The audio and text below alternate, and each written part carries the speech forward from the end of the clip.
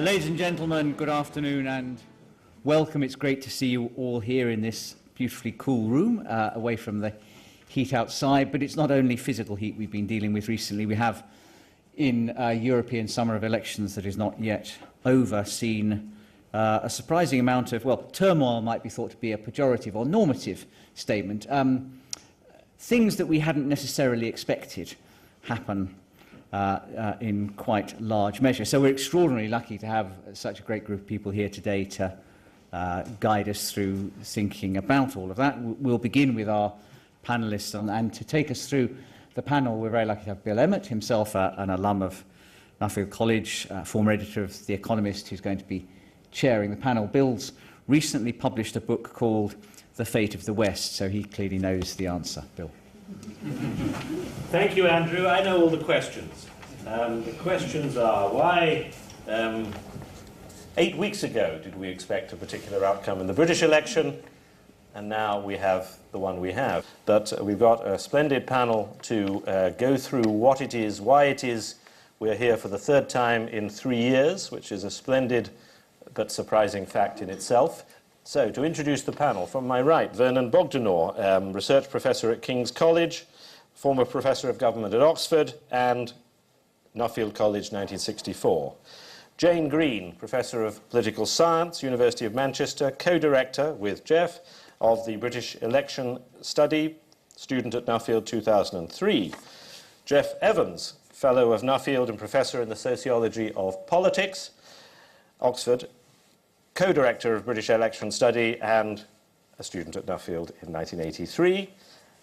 On the far left, Felix Kravetsek, postdoctoral fellow at Nuffield, has also did his DPhil at Nuffield, and a former visiting fellow at the Centre for European Policy Studies. And we hope that this empty chair will soon be filled by Nathalie Nougared, former executive editor of Le Monde, now a columnist at The Guardian, who will enlighten us on France, and is probably stuck in some sort of fog in the Channel. We're going to open with 3 speakers on the UK, Jane, Jeff and Vernon, and then move to France and Germany. So Jane, thank you. Enlighten us. Okay, I'll try to do that. So I've, for many years, been looking at the effects of shocks, political shocks, economic shocks, that really shape public opinion and also can determine the basis of elections. And what I want to reflect on is the shock of the EU referendum last year and what role it played in this general election that we have just had.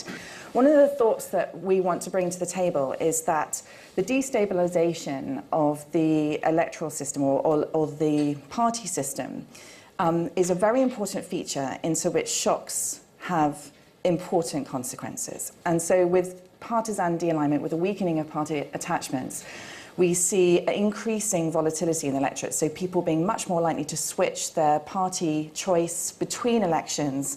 And as we got to the 2015 election, that number of people in our data that had switched in the British Election Study was around 40%. So, broadly speaking, almost half, or nearing half, of the electorate is willing to switch its support between elections. And of course, into that environment, when you have large political shocks or large economic shocks or large shocks to the system, then our argument is that those effects can be particularly important, particularly impactful, and can be particularly destabilising.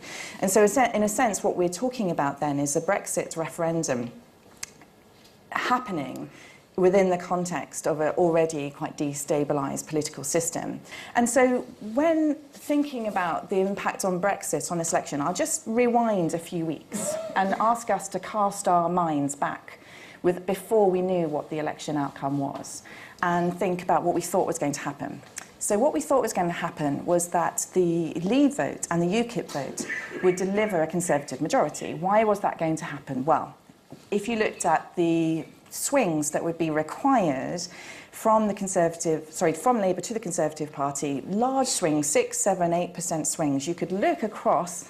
I'm, of course, thinking across the ITV battleground, or top Conservative target list. I called it lots of different things. If you looked across that list, what you got was seats that really had been not won by the Conservatives either ever or since the heyday of Margaret Thatcher. And the reason those seats could have swung to the Tories delivering a Conservative majority was because UKIP had been achieving vote shares in the last election of 20, 22, 25, 28%. And of course, if the majority of that UKIP vote had gone to the Conservatives, that was sufficient in a number of cases to have had the potential to deliver a Conservative majority, and a very large one. And even Theresa May, you know, just days before the election, was campaigning in some of those seats with those really large swings being required to win a Conservative majority. And so that was the expectation. And the expectation was that that Leave vote had to go to the Tories. And of course, that wasn't entirely correct. The other expectation was that there was a sort of asymmetry in the degree to which the referendum was energising the electorate. And so the idea was that UKIP and Leave voters were very energised about the referendum and would reattach themselves to the party that was going to deliver the Britain's departure from the EU, and they was going to do so with a hard Brexit, and that somehow Remain voters had sort of accepted their fate and had not felt so mobilised, had not felt so energised and motivated by this very important event. And Chris Prosser, who's sitting right over there, so sorry, Chris, but Chris did some important work which showed that when you look at how people identified with political parties, of course we've seen that decline. Compare that with how people identified with either the Leave or the Remain side, you saw that people's EU identity, their Leave or Remain identity, was stronger than their party identity. But most importantly of all, Chris found that the Remain identity was as strong as the Leave identity. The Remain side felt as strongly about Remain as the Leave side felt as strongly about Leave. And so that suggested that there was this potential for the Remain vote to have an important effect on the election, but I don't think people expected it. And I think the reason they didn't expect it was because the anticipation was that the Lib Dems would be the party that should have captured that vote, and we didn't see the polls change for the Lib Dems, and therefore that was the story, that the Remain vote wasn't going to appear and that there was an acceptance of the referendum outcome. And then the third factor going into the election was that it wouldn't be possible for young people to turn out in particularly significantly higher numbers. And so there's a really important change that happened between 2015 and 2017, and it's really the largest now, so one of the most striking consequences or outcomes or features of the vote in terms of 2017 was that the age differential between the Conservative and Labour Party just widened substantially. So why did that happen? Well, on the one hand, you had the Conservatives scooping up UKIP voters who tended to be older on average. You had Labour scooping up Lib Dem and Green voters who tended to be younger on average, and this was widening the age gap. So that was I think that was the received wisdom or the expectation. And of course, what that meant was, if you thought that young people weren't going to vote, you thought that was going to be bad for Corbyn. And if you thought that older people were going to vote, you thought that was going to be good for the Tories. And of course, that age differential really accounts for why it was that there was this very large divergence in the opinion polls. So we found those pollsters who were essentially modelling expectations based on 2015 turnout were finding that the Tories were going to do very well. Pollsters that were relying more on self-reported intentions to vote were finding young people saying they were very much more likely to vote, and those pollsters were finding a much more narrow either lead of the Conservative Party over Labour, or even YouGov predicting a hung parliament just before. And so, but there was this expectation that young people it wouldn't defy this kind of expectation of this linear trend. And so that's what we thought 3 weeks ago, and of course then we got the results, and we had to reflect on what had happened. And I think, you know, what this has taught me yet again is that the overconfidence in thinking that some of the rules that we apply to political science, the rules that we apply to elections, need to perhaps be taken more lightly than we'd maybe held them before. So what did actually happen? So going back to those three things, well, first of all, of course, not all of the UKIP vote went to the Tories. Not all of the Leave vote went to the Tories, and the Labour Party did much better amongst Leave and UKIP voters than had been anticipated. That Labour success, really, with that core group had really meant that those expectations right across those larger swings weren't going to be seen, so it became very abundant that that wasn't going to be the case, that the really large swings from the UKIP to the Conservatives weren't going to be delivering those Tory wins in hard-to-win Labour areas. And we saw in the campaign that it really seemed that Labour had started doing better in the heartlands, in Labour heartlands in the northwest and the northeast amongst those UKIP voters. And UKIP voters had indeed shown, that they were, many of them had said they didn't know going into the election, and so that was a source of uncertainty. And also I think others have found subsequently that some of those don't knows were more Labour-leaning, and so there was an evidence there that we might have perhaps expected it, but that Labour had done better amongst Leave and amongst UKIP voters, and that, of course, was one of the major reasons why the Tories didn't get the majority, at least on the basis of the... they didn't get the majority, and also on the basis of the reasoning that it was expected that they would. The other factor, of course, was that Remain votes went more strongly to Labour, and that the absence, or the expected absence, of the energising of that Remain vote, the absence of that didn't materialise, and what happened is that Labour did much better in areas that had voted more strongly to Remain. And, this was therefore evidence that Remain vote hadn't gone away, that it was an important factor in this election, and indeed that perhaps this would be, after all, something of a realigning election amongst the EU Brexit lines. Looking at turnout, of course, what happened was not just that young people became more likely to vote because Jeremy Corbyn was representing young people and had offered tuition fees, the cut in tuition fees, and that Jeremy Corbyn was the anti-establishment candidate that inspired the young. It was also, of course, the case that turnout was up in areas that had voted more strongly to Remain, and turnout was down in areas that had voted more strongly for Leave. And that was a really important factor. It's a really important factor, I think, in trying to assess exactly what's going on in this election, because what you've got there is the overlay or the combination of a Leave and a Remain vote, a young and an older vote, and of course, I'm looking at Geoff because I'm sure he'll talk about this, but this very interesting change in the class appeal of the two major parties. So the Tories doing better amongst working class voters, and the Labour Party under Jeremy Corbyn doing better amongst more affluent voters, more graduates, the young, and so on. And so, this is a very interesting relationship, and of course that the relationship, and this is at the aggregate level, so we have to wait for more data to dig down at the individual level, but that relationship between turnout being higher in Remain areas and lower in Leave areas, of course, is at the absolute flip of what happened in the EU referendum, where turnout was higher in Leave areas and turnout was lower in Remain areas.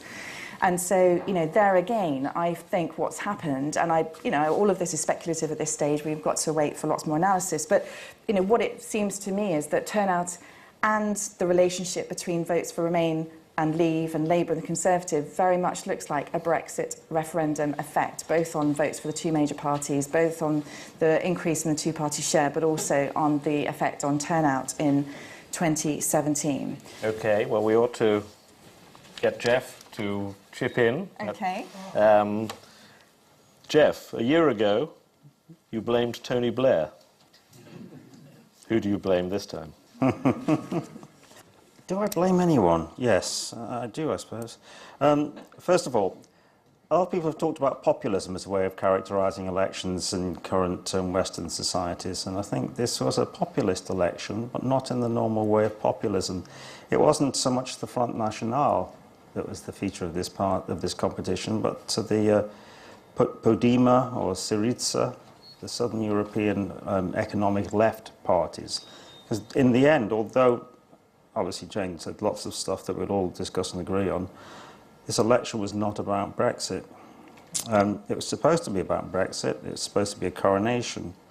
And there are certainly some results that can only be explained through Brexit, such as Kensington and Chelsea, for example, where the richest borough in the country went Labour for the first time ever. Or Stoke South, which is where I'm from, sort of personal interest, a desperately poor place, always Labour, suddenly switched to Tories because the 8,000 UKIP voters had no one to vote for anymore because UKIP didn't want a candidate, so they decamped. I'll come back to that a little later. So you get specific examples, or university towns here and there, like Canterbury. But on the whole, this second dimension, as we academics would call it, this notion of instead of politics being about the classic issues it's been about in British politics, which is right versus left, redistribution, the slice of the cake. The new dimension of, say, ethnic exclusion or nationalism or whatever you want to call it, didn't have a big impact in terms of the outcome of this election. That's my contention. And how do I argue that? Right. First of all, let me just indulge myself by pointing out that Jeremy Corbyn achieved the most remarkable electoral result that any Labour leader has ever achieved in one respect. Unlike Tony Blair, who only managed a pitiful 8% increase on the 1992 situation for his party, from 35 to 43%, Jeremy Corbyn achieved a 10% growth, from 30 to 40%. I think the only person who's beaten that is Clement Attlee in 1945. That's pretty credible territory for somebody vilified by not merely the political press, most papers, but his entire party, apart from a handful of stalwarts. This is remarkable. It's unique. I mean, John Curtis said this the other week too. Nothing happens in campaigns. They're really a bit boring. Political scientists try and make them interesting. Politicians do too. But most of the time, pretty much at the start of the campaign is what you get at the end of it. There's some bit of movement up and down. But it doesn't change anything radically. This is vastly and uniquely different. What we see is basically, during this campaign, the Tories currently are kind of running around being really kind of harsh about the fact that their manifesto lost them the election, they believe. At least some of them do. I don't think that's true. I mean, I've looked at the data on that. If you look what happened with Theresa May and Jeremy Corbyn, they crossed over, well, they didn't cross over, but their direction of appeal to the population from the start of May, when we measured it every single day, was Corbyn was like that, and only a little bit flatter later.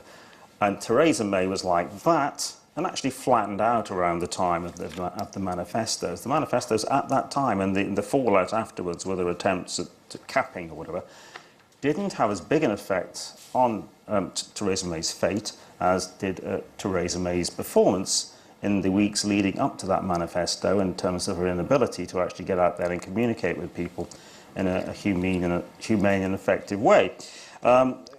So different from Corbyn, who, just as his managers were saying and his colleagues are pointing out, if only you see Jeremy perform, you'll learn to like him. He's a good guy. And no one believed that, because the press had basically painted a picture of this hideous villain. And my only interpretation of that is from the start of the campaign, before the manifestos were leaked by Labour or just put out there, or ineptly by the Conservatives, Corbyn had done remarkable things in terms of improving his own appeal. With the manifestos itself, Theresa May was obviously going for a kill off the PLP strategy. She adopted an economic populism to some degree, and a nationalist populism very clearly. The Queen of Brexit, and also a person who actually used words like working class in her leadership speech when she took over. A person who actually introduced some things that are reasonably redistributive. People vilified her, for example, for the social care proposal. Well, to be honest, my parents were delighted. I mean, they have about £100,000 in a house. They're untouched. If they die, I get all of it. I don't mind it either. But and lots of people have less than them. And so it was actually aimed at appealing to people who didn't have a lot of money. But it was also obviously they're supremely arrogant, because most of the hardcore Conservative supporters are older people with quite a lot of money. It was taking them for granted, as one or two of the other ideas. It reflected, basically, this is a foregone conclusion, I'm going to clean this up, and therefore I don't have to make the normal political machinations to appeal to my side, because basically they're in the bag. That was an error, should we say, but she'd already started to lose it on purely personal grounds before then. She wasn't very well suited to her role. She reminded me a little of a more extreme version of Gordon Brown, who, having taken over from the master of being the front man, Tony Blair, who I may not be a great fan of, but I have immense respect for his skill at what he did. found it very difficult being the front man rather than the backroom man and doing that stuff. And she's experienced that at least as heavily, if not more than he did, to be honest. So she basically drove her tanks onto the lawns with these relatively sort of centrist economic policies and an authoritarian, yes, Brexit, hard Brexit. And what happened? Well, Jeremy Corbyn, in a sense, retreated. He retreated to the left. And you wouldn't see it as a retreat, you'd just see it as natural home territory, obviously. But basically, he moved sufficiently far to the left on various things that the Tories never got near him. And the things he moved to the left on were things that actually are not just appealing to the working class and others like that. They're like free university tuition, which appeals mainly to the middle class, because let's face it, you know, that's who dominates universities. So it was a giveaway manifesto it was budgeted. Not everyone is convinced that places like the IFS that it is ruthlessly budgeted, but nonetheless, an effort was made, and it worked. One of the fascinating things we saw over the over the period of May was that at the start of May, if you run a statistical model predicting vote intention and including things like your attitude to Brexit, your perception of Theresa May, your perception of Jeremy Corbyn, and your attitudes to redistribution and, say, the NHS, like social service provision. We saw then was like, yeah, the massive lump of negativity from May, positivity from Corbyn, NHS, yes, Labour tend to have a lead in that. Redistribution, pretty small. And, you know, Brexit was there. It was significant. By the end of that period, it was redistribution that had grown enormously. This election had become changed from one focusing on Brexit to one focusing more upon inequality. Immigration didn't really feature, did it, this time? I mean, they mentioned Brexit, but the immigration thing, the thing that really drove Brexit, was dead because, well, it was effectively sorted. And the people who would have voted Labour, some of them voted Tory on that sort of basis. But it nullified the effect, to some degree, of that issue. And Labour were able to change it to a more traditional left-right redistributive dimension. Although most of the impact, even then, was not manifestos. It was these leaders, one doing a really good job of being humane, reflective, thoughtful, occasionally getting things wrong, and the other one doing a really good job of being, well, I don't want to go on about robotic, because everyone says that sort of thing, it's too easy, but not an effective people person, should we say. So, what do we have? In a sense, Corbyn's populism is an economic one, but not just the working class. And what we've seen is a continuation of a trend that we've seen before, where Labour are no longer the party of the working class. Even in 2015, John and I showed that UKIP were the party of the working class. Labour, you know, were competing with the Tories for them.